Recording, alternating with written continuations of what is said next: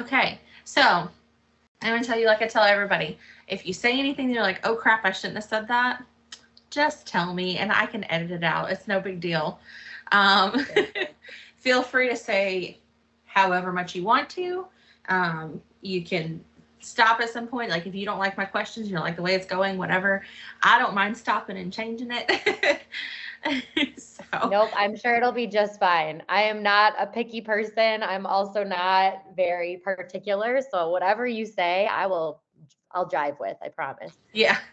I it's really weird because you go from like this like conversation of just like getting to know each other real quick, and then I'll go into like the whole okay, welcome back, and it gets to be kind of awkward. So I'm just gonna give you a heads up on that one. All is well. No problem. Awesome. All right. So then we'll just get started. Sounds good? Yeah. Awesome. Welcome back to Leave a Little Sparkle. I am your host, Julie Walker, and today I have a very special guest. Hello, special guest. Hi, Marin the teacher here representing. So, okay, I real quick want to touch on because I found you on TikTok, and I'm not sure if everybody knows that. So I found you on TikTok, and your teacher spirit spoke to my teacher spirit. And I think the very first thing I actually ever saw you do or talk about was the student who felt like she couldn't do math. And then you came along and you were like, oh, you're really good at math. And all of a sudden she felt like she was good at math, and she was. So yeah. I want to thank you so very much for coming on this podcast, because when you can find other teachers that are like-minded like that, it makes you excited to continue to get up and do this every single day. So thank you very much. Oh, I love hearing that. That's amazing. I talk to people all the time because I post things that I either think will be funny, relatable, or uplifting, or helpful, I guess. And if I don't fit into those categories, I'm like, then why am I posting things? Like, I want to be somebody that people look up to. If a student came across my video, would they be like embarrassed to see their teacher? And so I try to post things that would resonate with other people. So that's amazing to hear. Thank you for sharing that, because that's why I post things like that. That's awesome. I also think about my kids before I post, but I think it's funny to embarrass them. So incredible. Just a little bit, you know, like a parent would. Never anything too crazy, but Absolutely. I'm always trying to learn the new lingo, and then I go into class and I'm like, hey, it's bussing in here, and they're like, oh no. My newest favorite verb is yeet, Y-E-E-T. And so I will use that, and I'll use it in context with people who don't know what it means. So I'll say, oh, I was on a run with my baby in the jogger and she yeeted her cup. And they'll be like, she did what to her cup? And I'm like, oh yeah, that's something my students would think was funny, but people in the real world think I'm nuts. So yeah, I totally agree. I like to use the lingo, and the kids are like, stop doing that. It's cringe. I'm like, whatever. I thrive on cringe. Yeah. So this year I had a student actually like, I got caught in the, oh my God, am I old moment, because she goes, Miss Walker, you're invited to the family cookout. And I was like, wait, when is it? Like, I don't know. Do your parents know that you invited me? And she's like, Miss Walker, it's just a phrase. And I was like, oh, okay. It is? I'm over here like prepping potato salad, and she's like, no, you're not, there's no cookout, stop. I would be the same way. I'd be like, well, now I'm embarrassed. I'm like already RSVPing. Yeah. Right. I've never heard that one. Yeah, that was a new one for me. So so tell everybody a little bit about yourself. If they're not coming over from your TikTok, what do you want people to know about you? So my name is Marin, or Miss Hansen, the kids know me as, and this will be my 10th year teaching. I think of it more as my 11th because my student teaching was a full year experience. So I feel like this is my 11th year. I taught for 6 years in a district that was kind of in the city. I live in Minnesota, so it was like right outside of Minneapolis. And then I moved to the suburbs. So this will be my 4th year in a district that's kind of outside the suburbs. And I've known, similar to you, I listened to a couple of your podcasts. I knew I wanted to be a teacher in 3rd grade. So I was like, this has been like quite literally my dream job experience. And that doesn't mean that every day I wake up and it's like, oh, butterflies and rainbows and everything is perfect and I'm a perfect teacher, because those don't exist. No. But it is certainly been a passion of mine since I was a little kid. And so it's been really fun to watch. I don't know, to even look back at my 5th grade journal where I had lesson plans written down. I am not kidding. It's What? really funny. Like the date is there. I had the schedule. I had a fake roster. It was my stuffed animals. Um, and it's fun to realize as an adult, like that version of younger Marin would be so excited to know that this is what I'm doing. Oh, So, that's awesome. Yeah, I mhm. mean, I'm glad you listened. You know what? That's so that like melts my heart. That's awesome. Yeah, I mean, similar kindergarten. I was like, yes, this is what I want to do. And I think it's so important that you touch on the fact that like it doesn't mean it's all rainbows and butterflies. It just means that we're living our dream, and that's just, if more people could live that way, that I think there'd be a lot more happy people out there. Totally. And I've had a really grounding perspective about that because I do see people kind of jumping around in their careers and trying to figure out their purpose and their calling. And I truly feel that teaching is something that helps me feel fulfilled in that purpose. And even in those days when I worked in a district where there was a lot of behavior and 98% of my students lived below the poverty line and every day was an uphill battle, I still felt like I left there like doing something, making some sort of a little difference. Even though I would leave sometimes depleted, I still have those students who are now in college, to as we're talking about feeling old, reach out to me. And even on TikTok, they'll comment and be like, oh my gosh, it took me a second to realize, how are you, my favorite teacher? That type of interaction is like totally what makes it worth it. Looking back, you're like, wow, I can't believe that that student is still remembering me and talking about me. And to this day, it's very humbling. I'm very It humbled. is. It is. It's crazy because so last week, one of my very first class students, who's 18 now and like living his life, noticed that I had reached out about having some help packing up my classroom and turning it into an office. And he was like, hey, I can come help. And it was so surreal to me. Like, first of all, that an 18-year-old boy is like, still, she's the best teacher I ever had. I want to help her out however I can. Like, that warmed my heart. And then also his family was like, and we can come help too. And so they all, Stop. That's amazing. yeah, it's amazing. I mean, because I feel like teaching is like, here I go with all the likes. I feel as if teaching is it's people work. Like you're in the business of people and fulfilling people, helping people find their fulfillment, and being there for them. And I don't want to say this because it's going to sound so controversial, but I wish more teachers felt that way every day when they went to work, because I think it would make such an impactful difference when you're having that one kid struggle in class.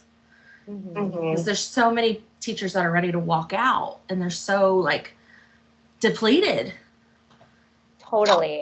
It's been this past year, I noticed it a lot, like on social media, in my own school, there were people putting, and it was very eye-opening and very, it's like a real issue, I would say, because their working conditions and all these things. And I kept thinking about my students in those scenarios. I was like, and I'm in it too. I've joked to all my colleagues because they'd be like, wait, are you leaving? And I was like, oh no, I'm like deep in it.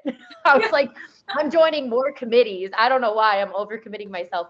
But I just thought about those families that I've grown so close to and the relationships that I've built. And no shade to the people who need to leave for mental health. Like I haven't gotten to that point. But man, I was like, I am in it. Like these families are coming, or these kids are coming to school and wanting to see me, and here I am. So I wanted to be that person, that safe person for them. So Yes. it's wild. I feel like this past year I saw so many teachers that have so many followers quitting in troves. And I was like, wow, this is quite the situation. Yeah. It's a little scary. My best friend and I have talked about it a lot because like we both knew this is what we wanted to do, and we both are very gung-ho about being teachers, and like it's our whole personality. Okay. So we're sitting around like for fun, we talk about what can we do to help with teacher retention. What is it? And I mean, first of all, it definitely has to be your calling, right? Like this Totally. isn't for the faint of heart. um but at the same time, like what is it that could be done to help teachers to feel compelled to stay in the classroom. It's just so hard to think about because what is it, and especially quit talk is the whole, that's what they're talking about, quit talk. And I've definitely, those are the ones I'm seeing on TikTok that I'm like, okay, keep scrolling, because I can't listen to the negative. It makes me just so sad, and I'd rather fill my life with positives so that I feel like I'm positive. Does that make sense? Totally. And I was thinking about it too, because when I was at a place, so I switched districts, like I mentioned, when I was feeling like in the trenches and more depleted, I moved to a different school and I was completely refreshed in who I was as a teacher. And I switched grade levels. So everything was new. I had a new team and and that's what I, I want to say to people who are just quitting the profession forever. I'm like, I switched to a different everything and it was amazing. And I had a smaller class size and I had more support and it just was a different experience. And I needed that refresher Yeah. to refine my love and my passion instead of just moving on. I was like, I still want to teach. I think it's my calling, like you mentioned. I Yeah. just need a change of pace. And I found that for myself. And I was like, wow. So that's advice I've given to people who are like, I might leave and find a different career. I was like, well, what if you just switch to a new school or something? Right. And if they need a new career, I guess they do. But at the same time, I was like, I switched schools and I had a full refresh. Yeah. And sometimes it's hard too, because you see a teacher that's like, that teacher would be fabulous in kindergarten and they're teaching like sixth grade and they're so ready to pull their hair out and you just want to be like, move to kindergarten. And I tell people that all the time because I taught fifth grade and fifth graders are a different breed. And I moved to third grade and I love my fifth graders, but man, it is not for the faint of heart. If you take things personally or you're sensitive, get your feelings hurt, fifth grade is tough because they will hurt your feelings and they will take whatever they can find and harness it. And I could handle it. Yeah. But I moved to third grade and they all immediately tell you that you're a beautiful fairy princess every morning. And it's kind of like kindergarten, I feel like, but third graders, like little boys still want to give you hugs. Like they're not embarrassed to be around you. They're excited. If you run into them in public, they'll run and give you a hug. Whereas like fifth graders would run the other direction. So it just was, for me, it was the grade switch too that made me find like, oh, kids aren't inherently mean to teachers all the time. I was just teaching the wrong grade for my personality. Because I am bubbly and like I said, cringy, and I like dancing and singing and being goofy, and third graders love it. Where fifth graders would be like, oh my gosh, I can't believe she's singing during math. This is the worst day of my life.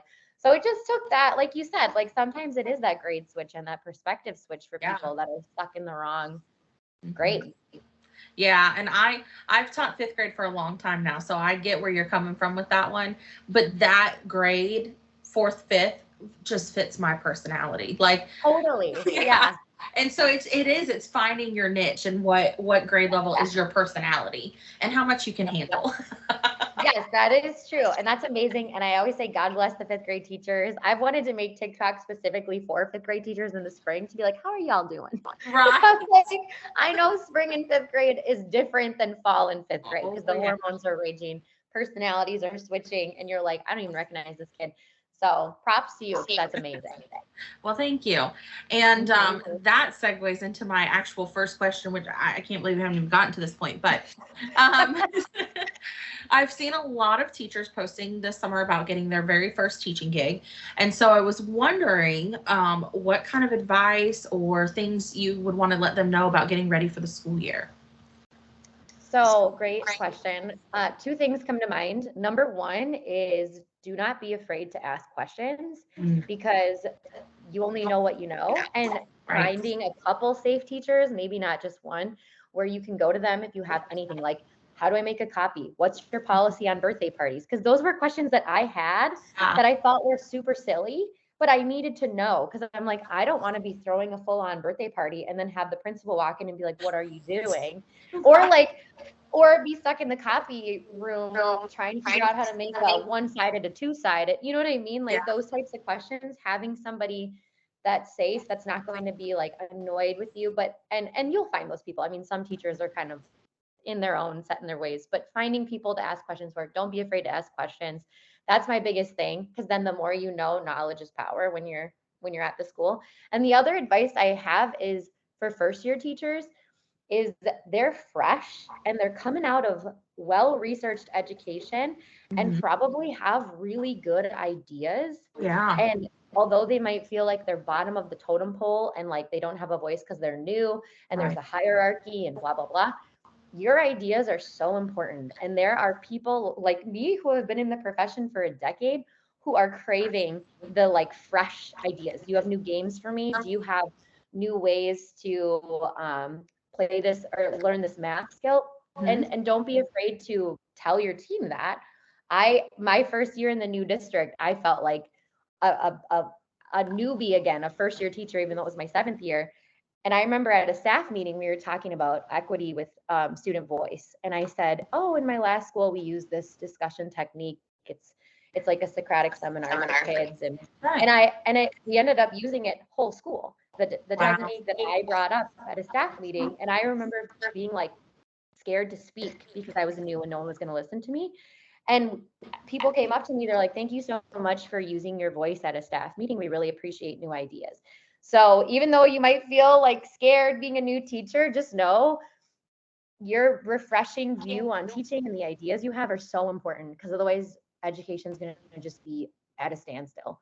You Yes. know what I mean? Like teachers just get so set in their ways. And there are those teachers that are out there that are craving that fresh, new, whatever. So feel free to tell them, here's what Yeah. I learned in school. Here's what I practice in student teaching because it's important. Yeah, absolutely. I came across a TikTok. I can't even remember whose TikTok it was, but they were talking about acronyms in the school system, and they were like, pull aside those brand new teachers and let them know what those acronyms mean. And when Yes. you were talking about ask questions, like that reminded me, like definitely ask. If you don't know what an acronym is, ask them to Yes. explain it to you, and I totally agree when it comes to the collaborative piece. Like I love, like, especially, okay, I'm a podcaster, right? So I reach out to people that I find their content to be interesting, but I also think that I put that collaboration in there. Like I pick people that I feel like I could collaborate with, because that's just innate. When you become a teacher, you want to collaborate, and new people bring new ideas. So That's absolutely. what I'm saying. Yeah. It's so important. Like I said, it's hard if you're in a school where there's a bunch of veteran teachers who Yeah. are really cliquey and don't want to hear, but there are teachers out there who are craving new, like what can I do? Like what I'm doing isn't working. What did you do in when you were in your college classes? What did you learn about? What's new research that's come out about teaching reading or Yeah. math? Because I want to know. I'm like, I haven't been into school in 10 years. Please teach me. So Right. I just want newbies to know like you're important and we need you. Yeah. And I think on the other side of that is like, be open to hearing other people's new ideas as well, because Mhm. I know I have been known in my beginning of my career to be like, no, my idea is great, and want to be so like, gung ho about doing it. Sometimes other people have tried it, or they have other ideas to add to it, and take that on as well and feel, collaborate, not just Collaborative. excited. Yeah. Yes, no, that's super true too. And being open to everything. Because I know I'll be like that too. I'll be like, no, this is how I've always done it. And then someone's like, well, what if you did it this way? And I'm like, that sounds like a lot of work. But then it ends up being great, just Yeah. giving someone else a little bit of insight. Totally. Okay, Mhm. so the next question really just has to do with one of your TikToks, because it tickled me. What do you want to be when you grow up? That was one of my my one recently, like literally today. That Yes. shocked me. I posted a TikTok yesterday for those of you who maybe don't follow me, and it was a scene from The Rise of the Minions. And the teacher asked the class, "What do you want to be?" And one girl says, "A doctor," and she says, "Wonderful." Another boy says, "A teacher," and she said, "No, you don't." And I was like, it caught me off guard and made me laugh because I said, "Who wrote this script?" Right. But yeah, I just had to laugh because I don't know. I know people are getting scared away from the profession, like I Yeah. said, but Well, I've always wanted to be one. yeah. I found it funny that like that's Hollywood's narrative, is like, no, you don't. But No, they're seeing it somewhere. Like, and that's sort of Mhm. like, TikTokers. You gotta be positive. You gotta put the right word out there. And that reminds me, like I had an assistant principal, amazing woman, one day say, if you don't put your story out there, other people will fill the blanks. And I was like, oh, that is so smart. And that's when I started my like Twitter, Facebook group, and I started telling the parents the tea of the classroom. What are we actually doing? Because Yes. they will fill the narrative. I completely agree. I've had questions about that as someone who does have a TikTok and does now have a teacher Instagram as of like a year and a half ago. I was really nervous to do that because I know parents, people's family members will follow me and students will follow me, but it's actually been really positive, my experience, because what I post is positive. And if I ever post anything that I think might come off the wrong way, or I think a parent might see something and be like, oh, I don't love that, I try not to do that. I look at it through that lens. I'm like, if my daughter's only one, but if her teacher posted something and I was like, ooh, that rubs me the wrong way, I kind of think of that in that lens. I'm like, am I posting things that I would be proud of when people show them to me? And I've had parents come up to me and be like, I really appreciate the videos you've been posting, or I really appreciate that you posted this on Instagram. It makes my son feel super loved in your class. Yeah. My son told me that he loves coming to school every day, which was a problem in previous grades where he would pretend to be sick because he didn't want to go. And she's like, that has not been a problem this year. And she follows me on my social media and will comment things on posts. And so I have found that it's been fun to be transparent, so they know who I am. I'm not just someone who is walking or talking the talk. I try to walk the walk. Well, because you become human when you're on social media with them. You're not just another name that is taking care of their kid a few hours a day.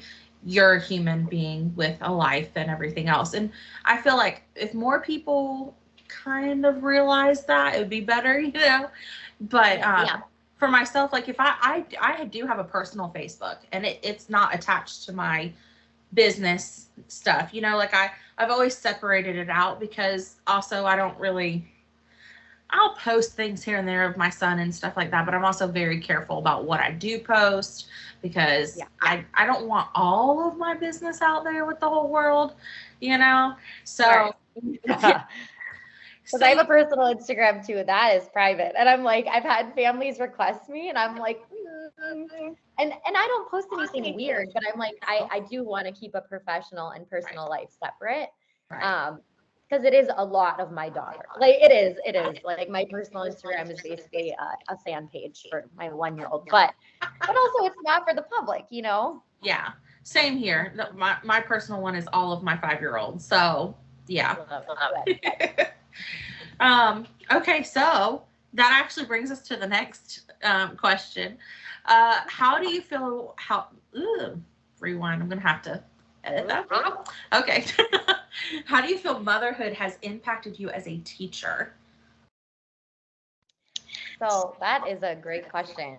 It took me a while to find a really good balance with my emotions, because I had a really tough, I don't know about you with your son, but I had a really tough newborn experience where I didn't necessarily have postpartum depression or postpartum anxiety, but my daughter was super upset all the time. She had acid reflux and she just wasn't sleeping well. And so when I went back to work in October, I took the summer and then I had maternity leave. It took a lot for me after those nights where I wasn't sleeping to have a full tank for my students. So I would be coming in and being really tired and feeling myself be shorter with students than I was normally. And that was really hard until I was super open and honest with my class about it. So we would have morning meeting. That's a big part of my day. And I think there's a question about that in a little bit, but I would sit down with my class and I would be like, I need to be completely honest with you all. Last night, and they love my daughter. Like they always want to see videos, pictures, big fans. But I would say last night, Hazel had a really tough night. So today I am not feeling 100%. So I need you to have some grace with me, and I'm going to do my best to have grace with you. And I am going to do my best to smile and be the teacher that you all deserve. because right now I'm having a really hard time. And the way they would react was so sweet. Like I would probably get 3 hugs right after that morning meeting where they'd be like, I'm sorry you had a hard night. And the empathy there seemed to be something, because I was so honest, they would receive that. And it was really, it took me a little while to get there with them because they didn't really know me when I came in. But once we had that open, honest relationship, I found that it made teaching, it made me more of an empathetic teacher. It made my students more empathetic as students. And it really helped me too, because now that I am a mother, I think about what my daughter's experience will be like in school and what would I want her teacher to be like. And if she was struggling on something, what would I want someone to say to her? Like I want to always be speaking the truth in love to these kids and letting them know that I do have my own child now and she's important to me, but you are also my children and she's going to come first. So that energy might be going to her. However, like I'm going to do my best to show up every single day for you in the way that you all deserve me to as your teacher.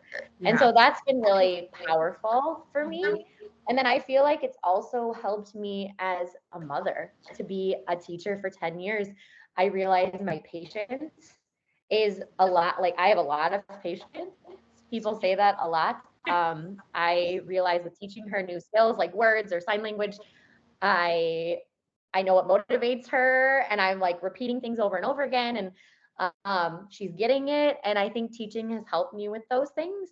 And so I realize there's just a lot of relationships between the being an empathetic, loving teacher translating into being an empathetic, loving mother. Yeah. Well, and I imagine it probably teaches the kids to have more empathy as well, because they're having to put or think about somebody else's emotions and feelings first, and then kind of regulate themselves to that too. So they're probably being able to have that conversation within each other, like, hey, I had a rough night last night. I didn't sleep very well, and I'm sure that they probably communicate that with you as well too, right? Totally. And then I have gotten those little comments when I've gotten down on their level and been like, hey, what's going on with you? I noticed you're really off today. And they'll be like, I woke up at 4 a.m. and didn't go back to sleep. And so I'm really tired. Or like last night I had a hockey game until, this is Minnesota. Okay. So they're like hockey everywhere. I had a hockey game. I didn't get home till 10:30. And it's just having those conversations and leveling with them and being like, you're a human being with needs and not just like a little robot sitting in a chair learning how to multiply, like they're real people too. And I am as well. So I try to humanize myself as much as I can so they can do the same to me.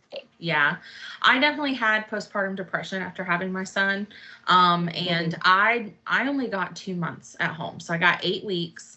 And I had to go back. He was a surprise. I wasn't supposed to be able to have kids because I have PCOS. And so he was due in January. I took January, February, and I went back in March. And I went right before spring break, which was just the dumbest thing I could have done. Oh, wow. That is quite intense. Yes. I honestly don't remember the end of that school year. I don't. And that was so scary. Like, I look back now, I'm like, what did I do to those kids? Did they learn anything? Like, I just remember chugging coffee because it was the only way I could stay awake and praying to get through the end of the day. That was my day. And that is totally true. Breastfeed because I did not have time to go pump. So, you did what with breastfeeding? Sorry, I talked over you for a second. No, that's fine. Finding time to breastfeed or pump because I wasn't given a time. So that was a whole nother level on top of it. I just remember intense feelings of being a failure, like failing at momming, failing at teaching, just failing. Yeah. That is extremely relatable. Like I said, it took me a while, and I would come home to my husband and be like, I'm not a good mom. I'm not a good teacher. I'm not a good wife. And he would have to, again, speak the truth into me and be like, none of that is true. You're just feeling a lot of emotions because of the lack of sleep. I had finished pumping prior to going back because my daughter didn't tolerate my milk. So that was part of the reason she was so angry. And so once we figured that out at 4 months, it became a little easier, but I remember those feelings of inadequacy all around. I felt like because I came in October and these kids had already established a relationship with a guest teacher and they had their own classroom culture that didn't involve me, that Yeah. I was the problem. And it took me a long time to realize that it wasn't that. It was that I needed to rebuild and like start from the beginning and not like try to build off of what they had done at the beginning of the year. Like I had to start over. And that took me a very long time. So I know exactly the feelings you had. It's hard. And new moms, you just feel like you're in it. And like, you're at school, I have a really good teacher buddy who's next to me, who's been a teacher for like 20 something years. And I would cry to her quite a few mornings. And it wasn't because of the students, it was because of me feeling like I wasn't going to be enough that day. And she would just close my classroom door and give me a bear hug. And she would pray and she would just like breathe, and she would tell me to breathe. She'd have my shoulders relax, and she was a saving grace to me. I have my own mother obviously, but I think of her as a mother. Actually, we're going for a walk tomorrow morning. Like we're buddies, and she's just this really strong Christian like light in my school, and she's always been that way since the moment I started.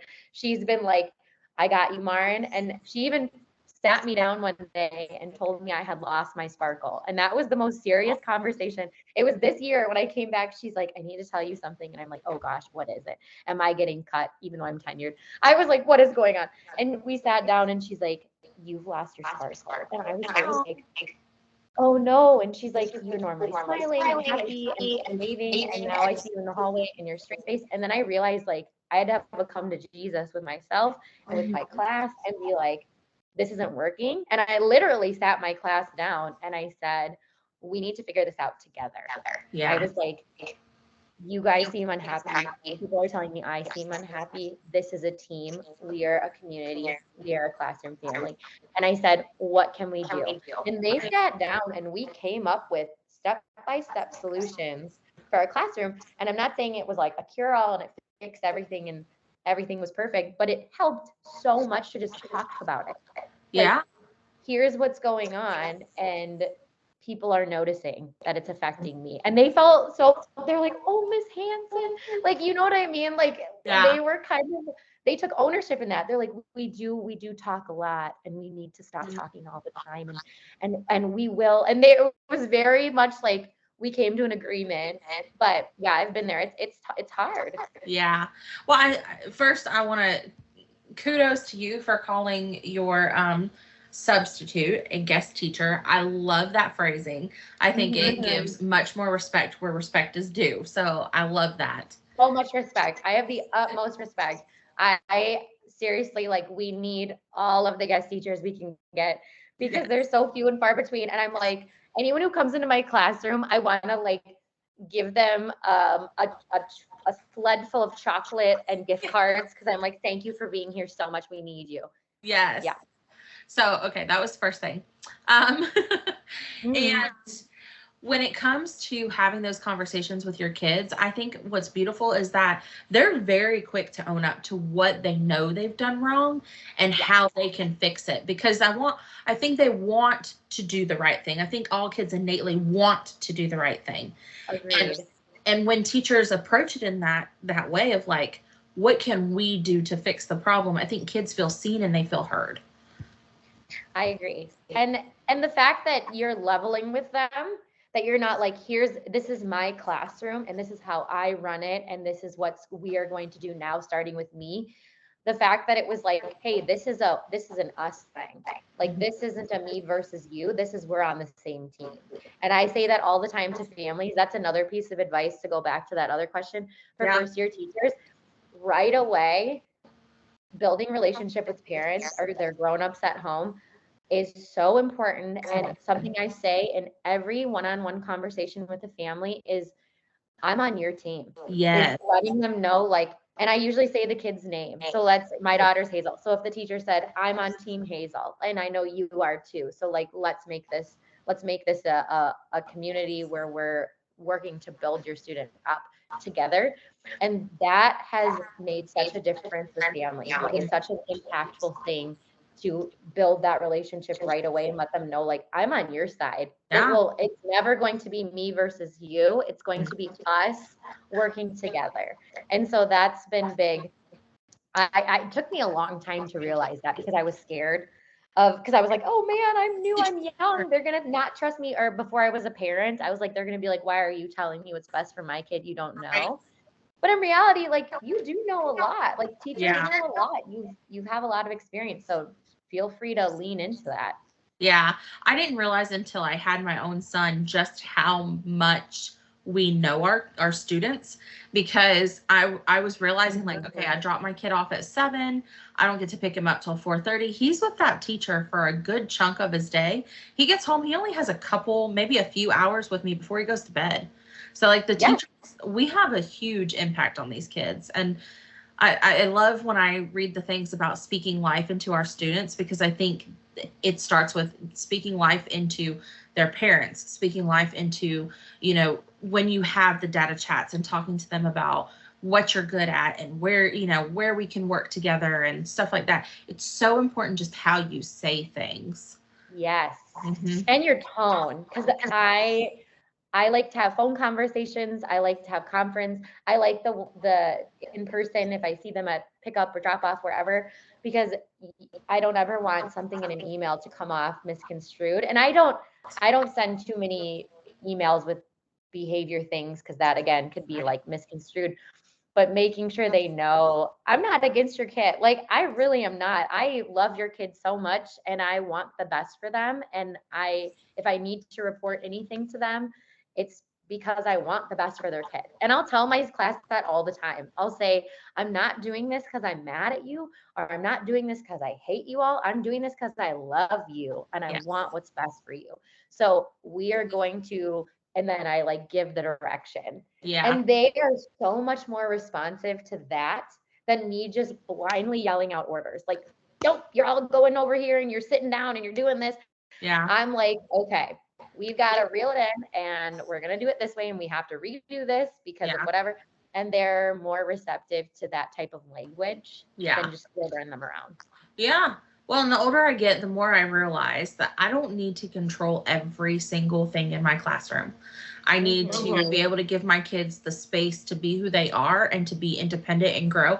I think that came with being a mom too, is like realizing I'm pushing my child to be independent. I'm pushing him to try new things and to, all these things. But if I'm micromanaging my classroom, those two things don't go together. So yeah. You said it, you nailed it on the head. Motherhood taught me that to relinquish control. I truly don't have control over everything. And that is something you nailed that you're never going to have in the classroom. You could pretend. And there are teachers, when you walk by their room where their kids are sitting in straight, quiet lines all day long, and you're like, wow, that person has their life together. But I realized not necessarily. Like, you can have a noisy classroom and have so much learning going on, and you could have 10 things going on at once, and most of the kids are on task, and that's great. And it's not a straight quiet, everyone's doing exactly the same thing all the time, because that's what I thought growing up. That's what I was like, that's a good classroom. And it took me a long time to realize that's not always a good classroom necessarily. Kids aren't always learning in that environment. So I agree. Control charge with us. Sorry. No, you're good. I think when we were kids, that's what we were told was a good class. Was the class that sat, listened, did their work, did not talk. I don't remember doing projects with other people until I was in high school. Same.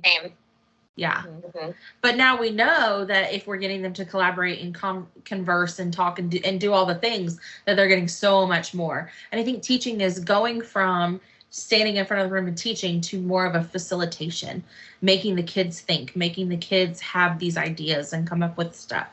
So and taking ownership and accountability for their learning. That's huge. When I'm like, just so you know, I'm going to have you read this chapter with your group, and then you're going to teach the class what you learned. I have so much more engagement than if I sat with my class on the carpet and read to them a chapter of a social studies book.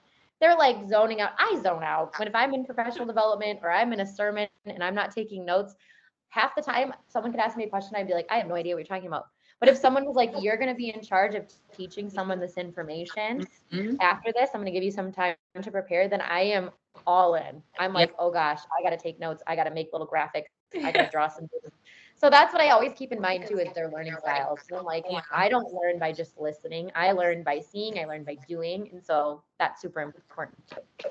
I mean, kudos to those people that can just learn by listening. My husband is that way. He would rather listen to a lecture and he'll walk away remembering everything that's said.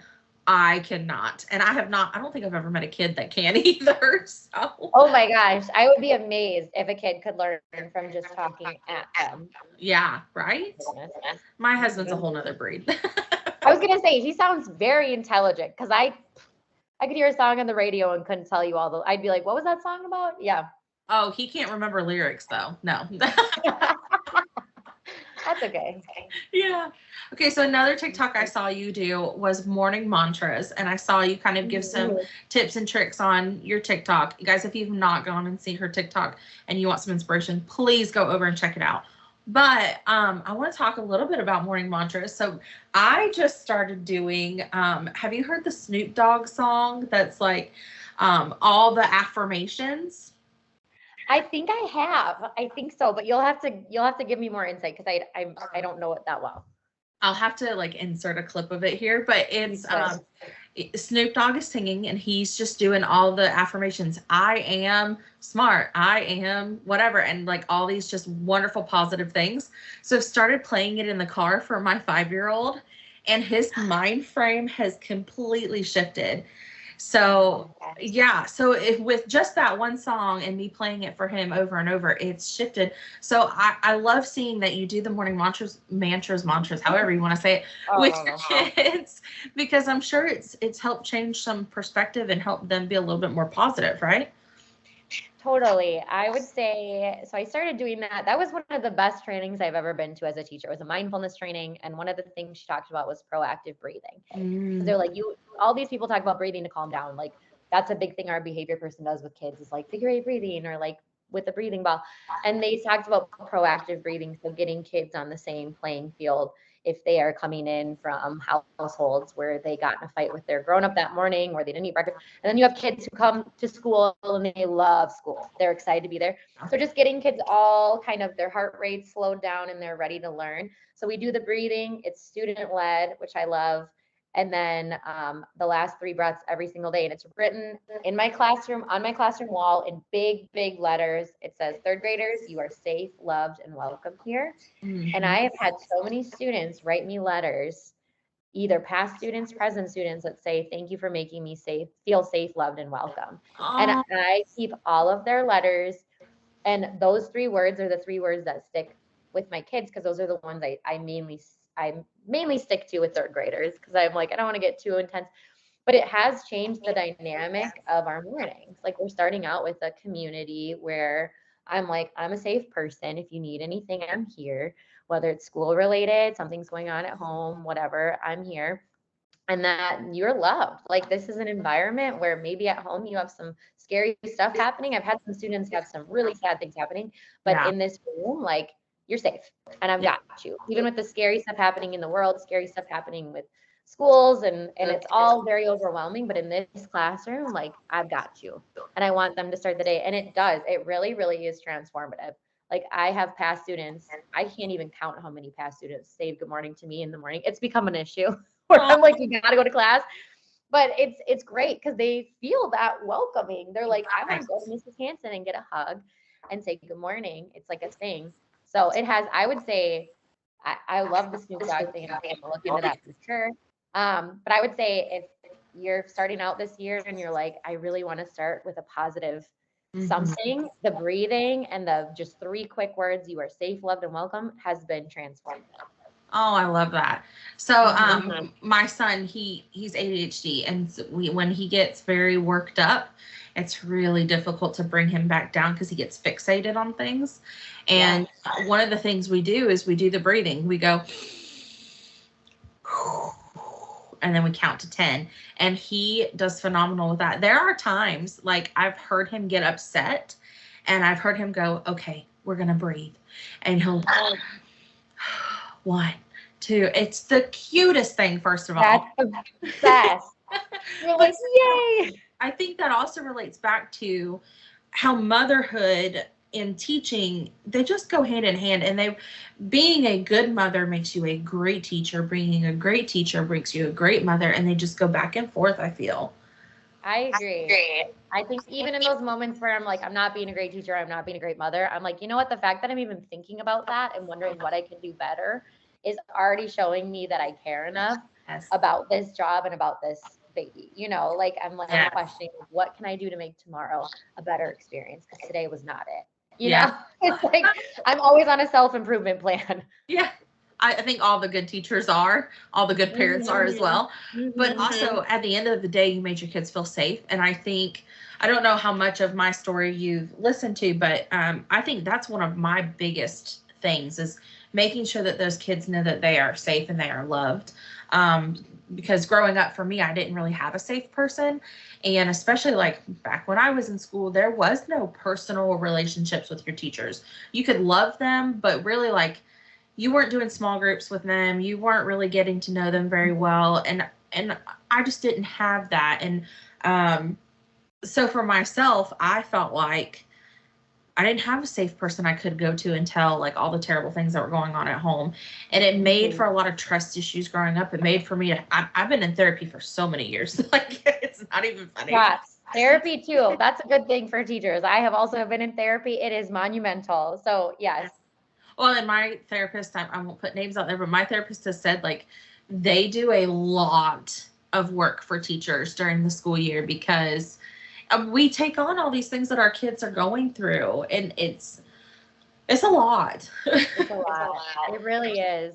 Yeah. And it's hard to separate. And it like hearing your story too, and you talking about past trauma and stuff, that also is momentum, and it's something that pushes me as a teacher to think about those students Yeah. who, like you said, they don't have a safe person and they're going between a couple homes, or they haven't seen their parents. I've had a lot of students with parents who are incarcerated. There's things like that where they're feeling like they're between a rock and a hard place. And like, if I can just be somebody where they can eat lunch with me or check in with me, I'm like that. And I don't know if they learned multiplication or not, but if they left my classroom at the end of that year and were like, I felt supported the whole time, that's super important to me. The emotional part. I mean, teaching and academics is great, but if they're not regulated emotionally and they're dealing with trauma, they're not going to learn. That's something I had to learn too as a teacher. I was like, if they're not dysregulated, they are not learning. So I am doing myself a disservice by ignoring that portion of their life. Because as a first, second year teacher, I was like, gotta teach, gotta stick to the standards, gotta stick to the pace, gotta do this. And as I learned from experience, I was like, how silly is that? Like, they're not learning. No. So so I appreciate you sharing that, because I think it's important to talk about and put it out there for people who might be ignoring that part of the student, and understanding that they are a whole person. Well, I just really want to thank you for putting positive messages out there. I think it's fantastic. And I think a lot of teachers could learn a lot of awesome, helpful things from you. And I can't wait to see what your school year is like.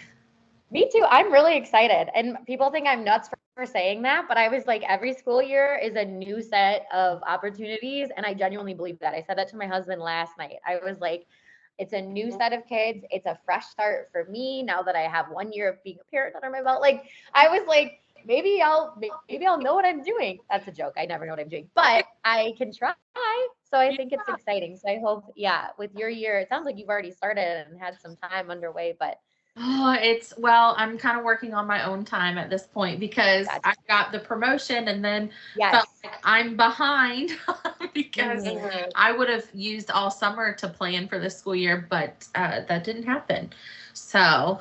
But it's exciting. That's super exciting. A reading coach is such a coveted job, at least where I am. Like, if those jobs open up, so many teachers are like, yes, because it's such a great opportunity to work with so many people and like use your strategies and expertise to help other people. So I think that's amazing. So congrats to you. I'm sorry you feel a little pressured, but that is amazing. I think I would not be me if I didn't feel the pressure. So Same. Oh yeah, I put it on myself for sure. Yes. Yeah. And I'm sure it's going to be a great year and it's going to be fine. But, if I didn't have a little bit of healthy anxiety, it wouldn't be me. So I think that's teachers to a T. I think we all have that, even if you're like the most type B teacher of all time, I think we all have that little bit of like, what's going to happen? But yes. So do you have anything coming up with your TikTok? Are you planning anything? Do you want to plug anything for anybody? I really just post for fun, and I don't have anything planned. I post things that I think are helpful or funny, relatable, positive. So if people want to follow me, go for it. I like to interact with people on there. I think I've built a really good community of teachers, and I think it's been helpful to feel like you're not on an island as a mom too and a teacher. And so I just post whenever I feel like it. So if you want to follow me, please do and listen to this podcast. It's amazing. I think you're a wonderful, beautiful host. And so thank you for having me.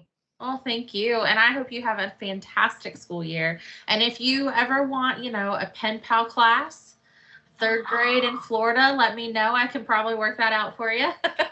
That sounds so fun. We have a letter writing unit. So oh, there you go. Collaboration. Yes. I like to hear it. All right. Well, you enjoy your evening with your beautiful baby. And this will be out on Friday. So I love it. Well, thank you again for having me. This was fun. Thank you. All right. Yeah. Bye. Have a good rest of your night. Bye.